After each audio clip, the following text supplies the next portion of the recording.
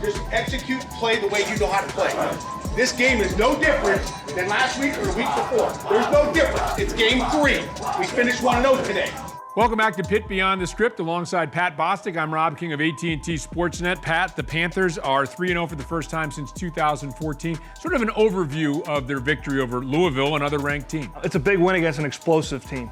I think what I took away from the game was you got a Louisville team that put 516 yards of total offense on Miami. We all know Miami's defense under Manny Diaz has been terrific.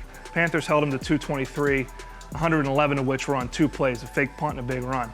That's big-time defense. The narrow margin of victory I don't think speaks to the dominant performance of the defense. I think it speaks more to the offense's inability to get over the top. I'm hoping that's coming, though, because if they put 2 sides of the ball together, along with solid special teams, they're going to be tough to beat. Well, we'll talk a little bit about the offense in a moment, but the defense, again, the 223 total yards, but 7 sacks once again, and Patrick Jones leading the way with 3 of those sacks. The defensive front, Pat, is just awesome right now. Yeah, I mean, the pass rush is terrific. The penetration in the run game is terrific. 91 lived in the backfield. Rashad Weaver played big. He had a strip fumble that they almost got on the first possession of the game. Deslin Alexander makes plays. Kalijah Cansey makes plays. They're all over the place. Keyshawn Camp.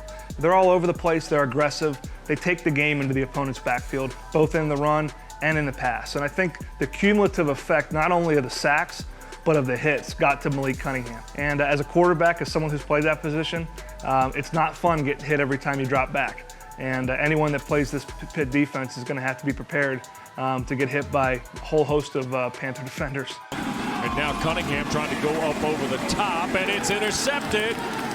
Coming back is Marquez Williams with the interception. And the defense on the field to end it with Jason Pinnock getting the interception at the end. Big play. Felt bad for the quarterback, obviously. Got hurt, and we're worried about him. Sounds like he's going to be okay. But you close it out with getting a turnover. I mean, that's big time.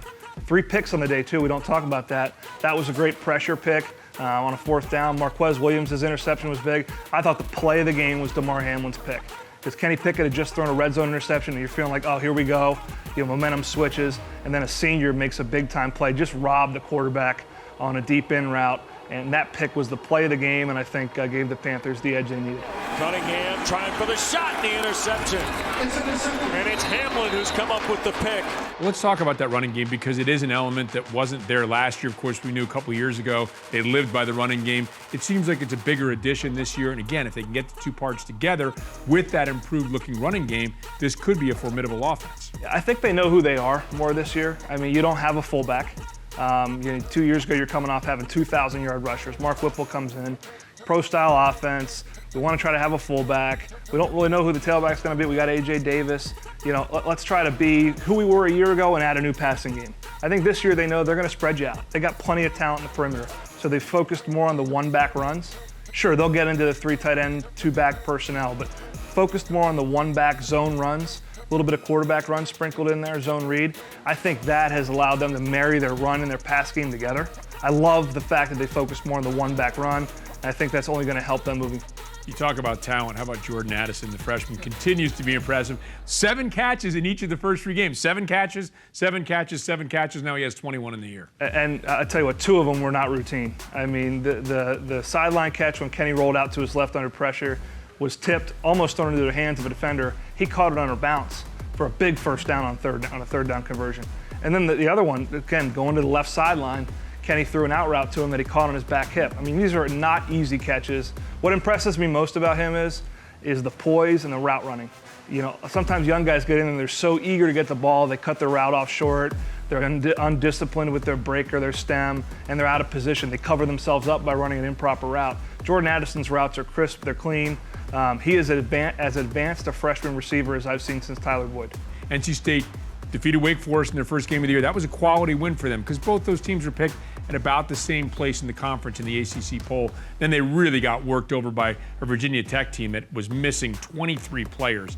What do you make of this NC State team, and what does the mental approach for the Panthers have to be going into this game against the Wolfpack? I think NC State's physical enough with wanting to run the ball offensively that if you come in and think you're going to roll over them, you're having the wrong mindset because they're going to come right at you. They got 2 big tailbacks that they want to run at you.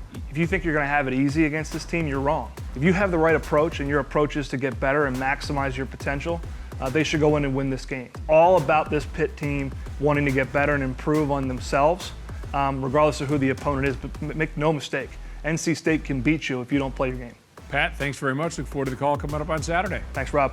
All right, stick around. We're going to catch up with men's soccer coach Jay Vidovich when we resume on Pitt Beyond the Script coming up next. I told you, man. You see what it say, man. Hey, another week down. We're going to be better next week.